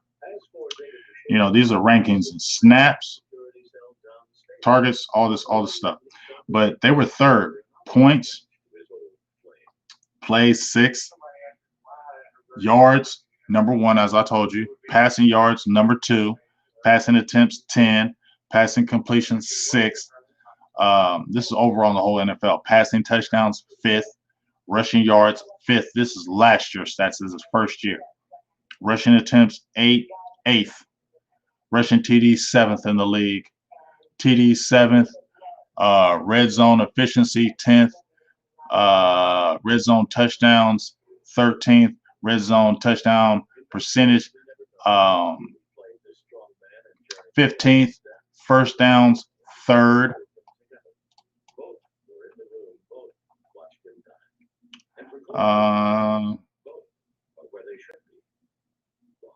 Third down percentage 2nd. Fourth down percentage 21st. Not good in there, even worse this year. Interceptions 14th, and turnovers 7th. Sacks allowed 2nd overall. Not bad for your first year. And then when we go to 2020,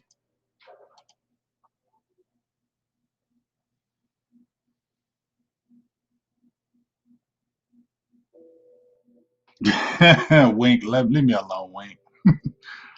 All right, so. And now this is this year currently. Dallas Cowboys, points 23rd. Obviously, that dropped because you lost your Dak Prescott. You don't have that same guy anymore. Plays, they're still 2nd. Yards, they're 11th. Passing yards, they're 10th. Passing attempts 2nd. Pass completions 3rd. Pass touchdowns 20th. And I believe that's just because Dak fell off. You don't have them guys anymore. Rushing yards took a step back 18th. Rushing attempts 16th. Rushing TDs 17th. Obviously, like I said, you lost. You got to Ben DiNucci in the red zone. You got a Garrett Gilbert in the red zone. Andy Dalton, okay. But you got guys who aren't good in the red zone. So that's going to fall off. TDs in the red zone, 25th. Bottom of the barrel. Red zone attempts, 25th. Red zone touchdowns, 25th. Red zone touchdown percentage, 29th. Touchdowns, first down, still 3rd in the league. And then interceptions 20th because they've been throwing a lot more interceptions with that gone. Turnovers 14th, and sacks allowed 26. As I said, they gave up 31 sacks this year. But it's still a lot more green and yellow this second year with Kellen Moore at the helm with a new coach than bad. So that's why I can't. I'm sorry. I'm not. Number one, the Joneses ain't getting rid of Kellen Moore. So I don't care what we talk about. Me and you could say we hate Kellen Moore. Get him out of here. But Jerry Jones and them like him. That's why I feel like he's not going their way. And I feel like they still molding him to be the next head coach. I feel that in my heart. I still feel like they molding him to do that. Because guess what? Like I said, if Mike McCarthy got fired in the middle of the year, who do you think they're going to promote? Who do you think they're going to promote as a head coach if Mike McCarthy got fired next year in the middle of the year and he have another bad season? Who do you think going to get promoted?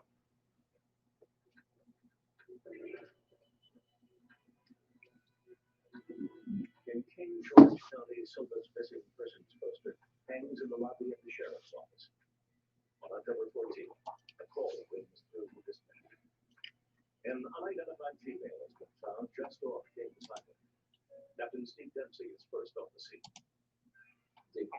But when I look at Kellen Moore, man, I just don't feel like he's done a terrible job. You have a top offense last year as your first year as an offensive coordinator.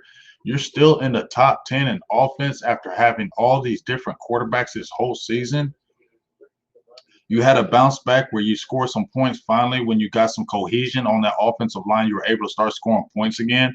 I'm sorry. People who are saying Kellen Moore is trash, I don't know what kind of football you're watching. I ain't disrespecting your football knowledge. I ain't disrespecting you as a person or saying I know more than you or any of that. I promise you. But I'm sorry. If you sitting there saying Kellen Moore is trash after 2 years, I don't know, bro. I just don't feel that. I can't feel that. You can't have a top offense in the NFL. and then the next year still have top numbers, and you lost your starting franchise quarterback. You had the top numbers in offense. If we had any semblance of a defense this season while Dak was playing, we could have won them games. You get what I'm saying? Like, for real. We were scoring points at will. You never felt that we couldn't score on you when Dak was there. Right? And even now, you said if you just give Andy Dalton some time, we can move the ball, and that's been proven true. We're moving the ball. If your offensive coordinator or you can't diagram offenses, we've seen in the NFL offensive coordinators that are trash, that can't score points, and they get fired. I can't say that about Kellen Moore. So I'm going to ask y'all right now, and then we're going to talk about Mike McCarthy. Do you want Kellen Moore back? I do. I think he's a good offensive coordinator. Does he have his little things? Yes, but it's okay. Kellen Moore is a good offensive coordinator. I'm sorry, I can't agree with you when you say he's trash. I don't know. I don't know, man. Kellen Moore is not trash. He's had a top 10 offense his first 2 years. They continue to score points. You see the stats I just gave you. If you're a sucky ass offensive coordinator, if you're not good, you're gonna fall off. I don't care what kind of talent you have, you still won't score points because you're not good. And I just can't say that about Kellen Moore. And I think he's going to continue to get better. So your thoughts, Kellen Moore or no? Yes or no?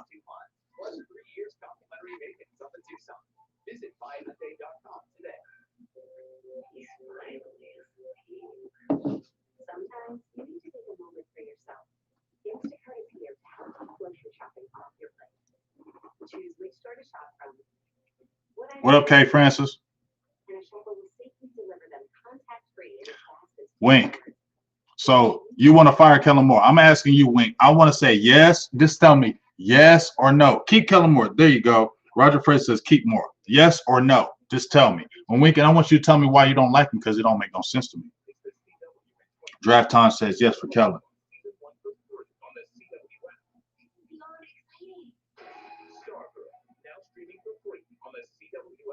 Yeah, keep Kellen unless you find an upgrade.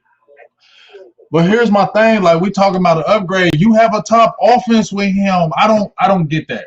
Maybe I'm confused with y'all. I need to know. You had a top offense in 2019. You have a top offense in 2020 with regulars, and you want to fire him? I don't get that. I'm sorry, y'all. I don't understand that shit. I can understand if you have a 20th ranked offense, 15th, 17th, 18th, 19th ranked offense. You have a top 10 offense the first 2 years with Kellen Moore. Number 1 last year, 9th this year, with bums behind the offensive line, with an offensive line that's been in flux all season. You lose your starting quarterback. You're running with different players, and you still have a top 10 offense. I'm sorry, I just don't want to fire that person. We have several residents that tell us that a lot of times they just sit around out there watching. No, it's not. That's not true with them garbage time stats. No, it's not. No, it's not. I'm not agreeing with that. I'm not agreeing with that garbage time stats. Yeah, have y'all watched the games this year? How many times have we seen that the defense couldn't stop nobody, and then we have to throw our way back in the game because your offensive lineman is giving up easy sacks? You know what I'm saying? You ain't protecting your quarterback. You're not taking care of those things. And then your offense got to come down 14-0 because your defense can't stop nobody. And then you got to wing it and throw it every freaking down. So that's where you get garbage time stats, when your defense can't stop nobody. And every time, if you got to be perfect. Do you understand? The Dallas Cowboys offense was starting before Dak got hurt was the 23-yard line. We weren't having explosive plays where we're coming right back down the field when your defense is not getting them off the field. You got to come right back down and score every time like it was with Romo. That's a lot of pressure when you have to play perfect freaking football. You have to play perfect football. You can't make any mistakes because your defense is not stopping nobody. So if you make one mistake or if you get a 3 down and you get a 3 and out and your defense can't stop nobody and come back and score, you have a lot of pressure on yourself to score points. Do y'all see that?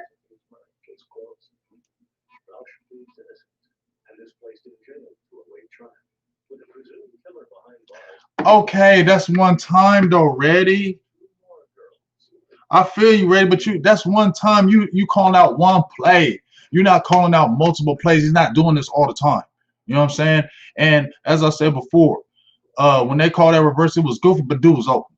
You got to throw the ball. Just like when they called the damn fake on the 4th and 10, it was a stupid call because why are you doing that? You don't have any confidence. But the dude was open, throw the ball. He was wide open. I'm just saying. It was a great play call.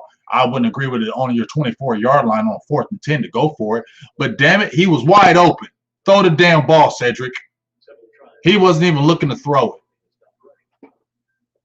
Russian home finds school books scattered across the yard, the front door wide open, and his daughters gone. The distraught father calls police. He contacts state police that night. Like we keep on saying this man is not good. What do you want then?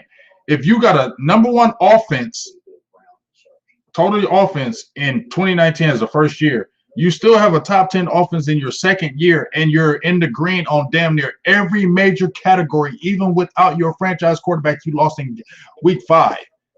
You're still a top offense. You're saying, let's fire him and get somebody else. Who?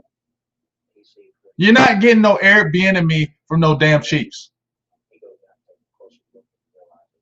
So who are you getting? Oh, that don't make no sense to me. Just tell me yes or no for Kellen Moore. I get frustrated because I feel like Kellen Moore, he's not perfect by any damn means. And do I get frustrated at times with him? Yes, but I like what he's brought to the table in 2 years. So I'm cool on Kellen Moore staying and continue to grow. No relationship between the victims. He's done with these girls and he dumps them. Due to decomposition, the medical examiner cannot determine the cause of death. He does, however, discover a detail that is all too familiar to. We ain't got no defense, y'all. Do y'all know that? Our defense sucks. Y'all know that, right? We have the 32nd rank, like damn near every damn major category. We're damn near last, right? So when your defense sucks, it's more pressure on your offense and your offensive coordinator to bring up plays because you know that the defense can't stop anybody. So you have to draw up plays to continue to score points because you can't stop nobody. I'm sorry, maybe I'm getting a little frustrated with this, but y'all need to understand our defense is trash. If you want to talk about replacing people, let's talk about them a few days ago when I said replacing that damn defense. Replace them people because right now our offense can score. If you get some semblance of a damn defense for Dallas, we're cooking. I'm sorry.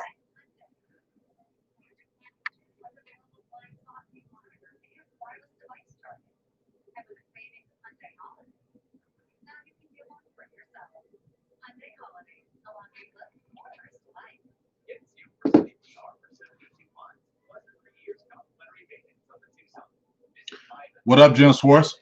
What up, big dog? So I'm good on Kellen. Y'all don't want him. That's cool.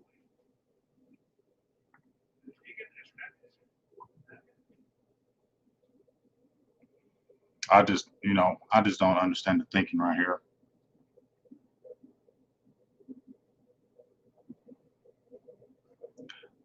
Wink, how do you know that's on Kellen where Zeke Elliott can't get the ball? I don't know that's on Kellen. How do I know that's not on Mike McCarthy? How do I know that's not on Jerry Jones? Okay, because guess what, Wink? You know, excuse me, I ain't gonna say. You know damn well, Wink, that Jerry has a hella influence. And if he see Ezekiel Elliott not getting that ball and getting on the field when he's already said, I love the contract I have with Ezekiel Elliott. He is the best player on our damn team.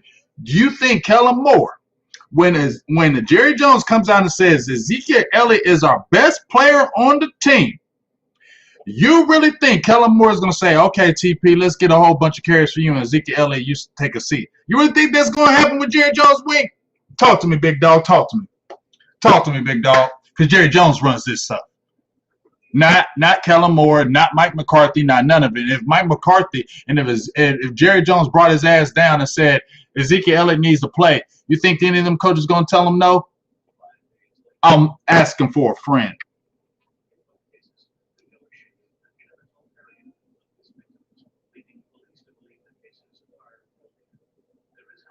I'm sorry, Steve. I'm on the Kellen Moore tip. You ain't got to be, but I will. We can agree to disagree. I don't hate on your feelings or your thoughts. Just don't hate on mine, big dog.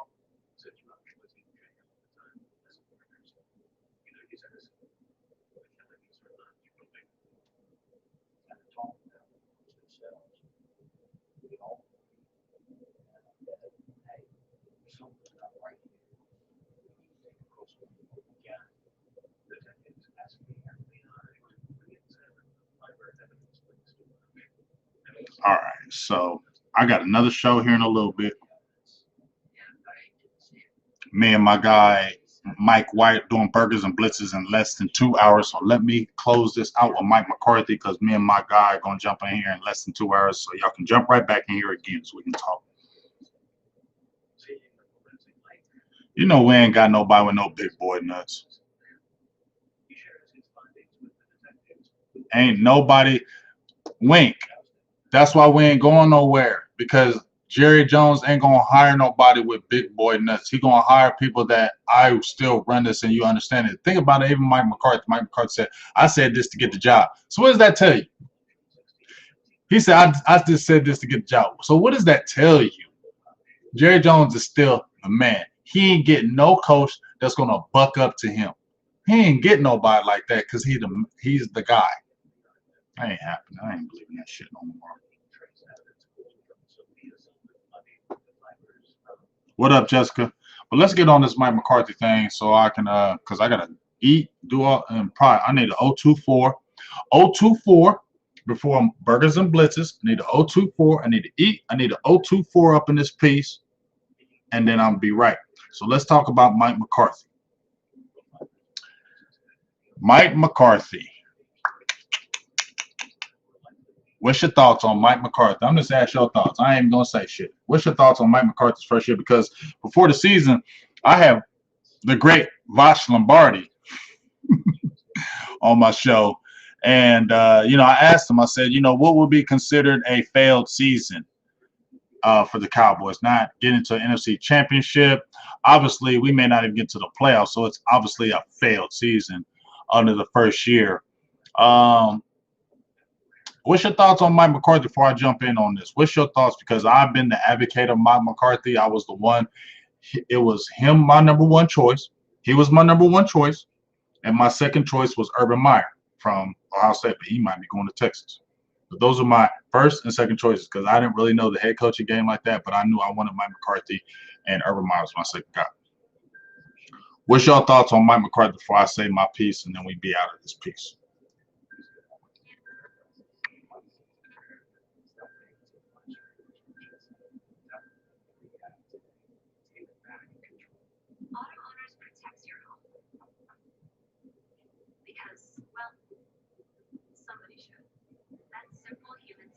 Steve Lupton, you're right. Yeah, I'm definitely gonna burn one, big dog. Mike's coming back. No way Jerry missed to make a mistake. I totally agree. Wink says he looks like a fat puppet. Kay Francis says I'm disappointed in Mike McCarthy so far. Davis Banks says he's giving on a lot of foolishness. Ahmad says Mike McSloppy is a lame duck coach.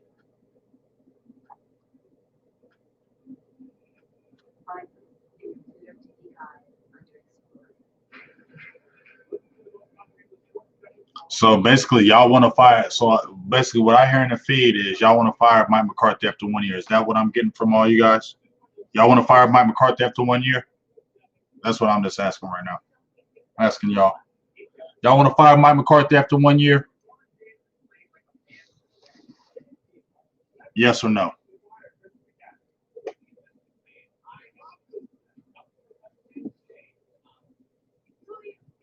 Jessica says no.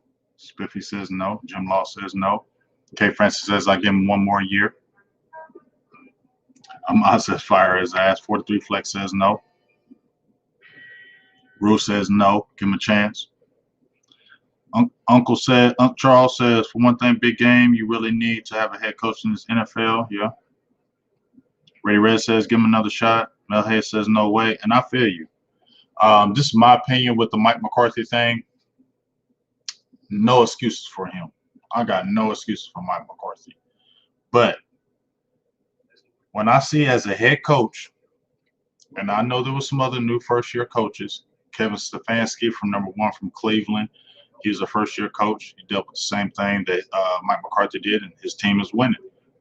But they didn't have the injuries like the Cowboys did. I think if they had all those major injuries like Dallas did, they wouldn't have been winning like that. So let me put that in context. Mike McCarthy had hella injuries. You came in to a whole team that's none of your players. None of your players. You lose your franchise quarterback in 5 games. You lose your top tackles. You lose your top tight end. You had influx on the whole season on the offensive line, and the defensive line has been in flux the whole season. Players in and out, getting hurt, missing time, this and that. I know he's and what we were always saying things about Gary. He was scary and he was conservative. And I know it's not a great percentage, but Dallas does lead the league in fourth down attempts with 25, only converting 48% of them.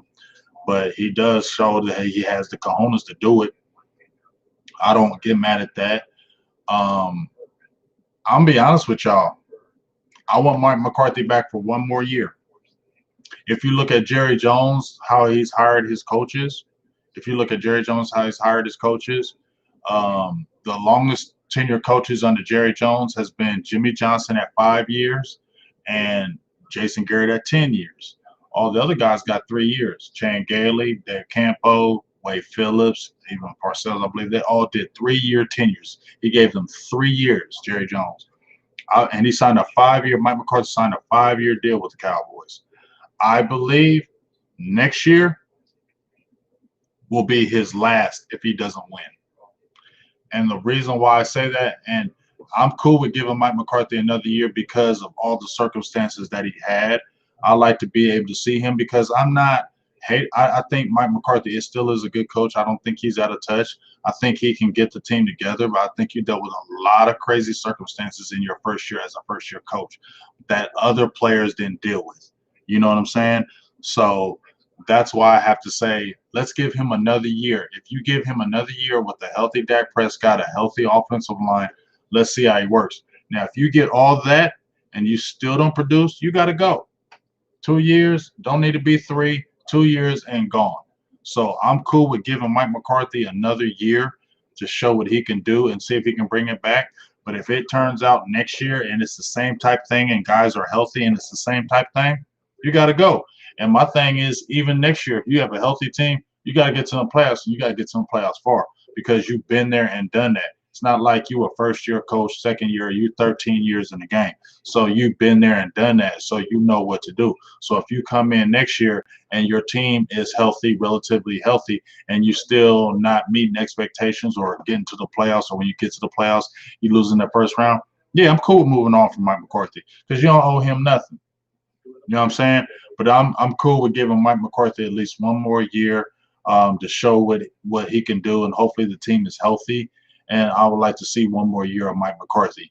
But if it comes down to next year and it's the same stuff going on, then I'm definitely saying fire him.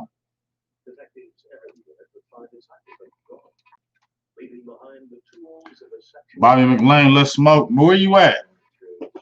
I'm waiting for my guy right now. I'm waiting for my cousin right now. No, I ain't giving him 2 more years. And then in the bedroom, ran into all these sexual explicit items. Well, Urban Meyer's probably going to Texas. Woo woo. That's what we need. Get that motherfucker Tom. Get his ass out of there, dog. Get some Urban Meyer in Texas. University in Texas, because I'm tired of losing over there too. I'm tired of us having mediocre ass defenses, teams scoring 60 points on our defense. I'm tired of seeing that too. Get Urban Meyer's ass in Texas. Feel me? But I'm cool with giving Mike McCarthy at least one more year to prove what he got to show. After 1 year, that don't make no sense to fire him. That don't, especially with this COVID and all this shit going on. You lost your franchise quarterback and you're gonna fire him after 1 year. That's dumb. That's dumb as shit in my opinion. I seen Lincoln Riley, but I'd rather have Urban Meyer over Lincoln Riley. I'm out here in Ohio. I'm not out, you know what I'm saying? I seen Urban Meyer up close, and I feel like Urban Meyer that's why I said, if it wasn't Mike McCarthy, Urban Meyer was my second choice because I seen Urban Meyer out here. You know what I'm saying? I seen him, and he don't play around. Like, and he's a good mind. He's a good mind. And if I was gonna take any guy from college, I know everybody talking about Lincoln Riley. I'm taking Urban Meyer. The only thing I would not take Urban Meyer because he'd be quick. He'd be having them health issues or things start getting crazy and tight because I'm out here in Ohio. I know things get crazy and tight. He quick to be like, I'm good. I got health problems. I'm done with this. So that's the only reason why I was leery on Urban Meyer because he quick to quick. He quick to bang out and I'm good. I'm done. I quit. I retire. He quick to do that. And that's the only reason why I'm suspect on Urban Meyer. But he was my second guy. Hey ho. Yeah, this is for the Duchess and the Raps. I appreciate you because you know this was about to go down. You know what I'm saying? I mean,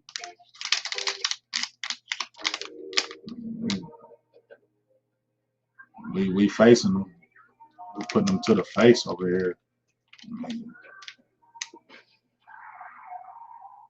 Is that what we gonna do? Whiteout? That's what we doing today? That's what we doing tonight? Yeah, that's what we doing. Waiting for my cousin to come through. You know what I'm saying? With that fizzy. Slow burn. Feel me? Yeah. Is that what we gonna do tonight? Yeah, okay. Yeah, them white owls, Rue.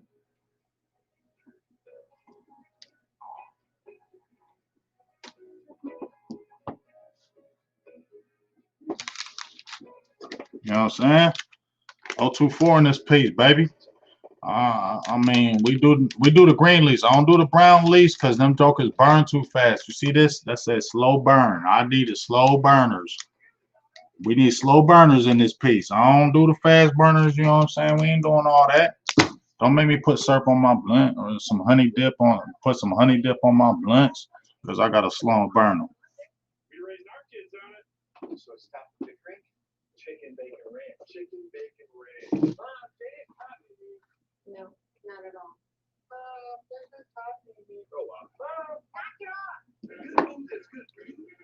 But hey, I appreciate everybody. I'm gonna get off of here right quick because I'm about to blaze up. I'm about to smoke something. And then I'm gonna get right before we go on tonight with my dog Mike White on Burgers and Blitzes. My mind gonna be all the way right. You feel me? Smack me up, smoke me up, fatty. Get right, and then yeah, boo thing. Yes, boo thing. She always hating. Boo thing. I'm 024 in here.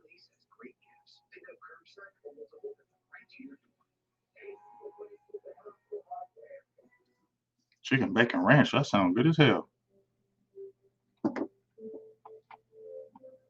Yes, Boo thing asked me going. Okay, I can't say that because you know. But anyway, I'm about to blaze up. I'm about to get right, get my mind all the way right before we do this Burgers and Blitzes with my dog Mike White, and that's going down at 8 p.m. EST. Make sure you jump in there because you know how Mike brings it. Mike wild as hell. I love listening to him because he wild. He don't give a hell. So I'm just gonna really feed off Mike. You know what I'm saying? Chill, whatever. Make sure you jump back in on that. Burgers and Blitzes tonight at 8 p.m. We're gonna talk about everything, and then this matchup with these Baltimore Ravens. There's Brian in the building. We'll see how that happens. I guarantee they're gonna force that ball to him. He's gonna try to throw that X up on Dallas. That's for sure. I know, ready. I know, ready. That's exactly what she said, ready. That's exactly what she said, ready. You my dog. That's exactly what she said. That's exactly what she said. Oh, what? Hold up. You flashing shells? Hold up. What's going on over there? I got you, boo. Mel Hayes. He might not do shit, but I guarantee you this what, Mel? If they get inside that 10, Des Bryant is going to be on the field, and they're trying to throw up that damn X. That's for sure. But let me get off here. Appreciate my guy, Stelios. Cowboys coming through with the. He was make it rain. Make it rain. Make it rain. Make it. He was making it rain today.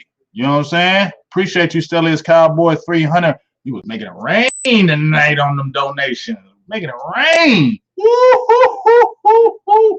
Appreciate you. Told you. I love that. How you love that?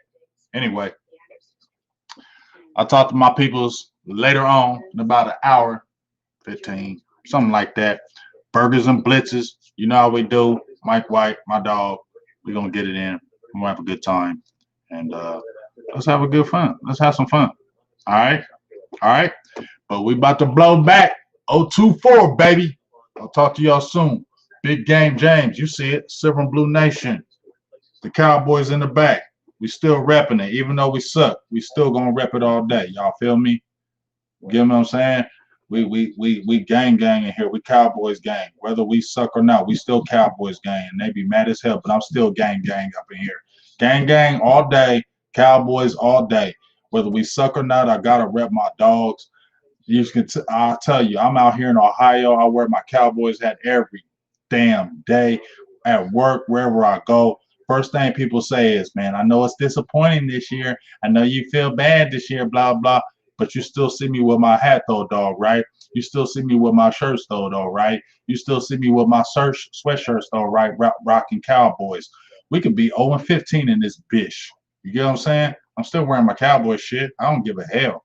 You know what I'm saying? I'm going to still rep my boys. And if you run your mouth to me, I'm going to talk shit to you. That's why I'm wearing my hat and my coats and my shirts. If you say something to me about my Cowboys and they suck, I'm going to get at you. So I don't give a hell. Gang. The Silver and Blue gang, we repping it all day. Win or lose. All right? So I'll talk to y'all at 8 p.m. tonight. Big Game James, Silver and Blue Nation. You know how we do. I'm out. Talk to you soon. Peace. By one team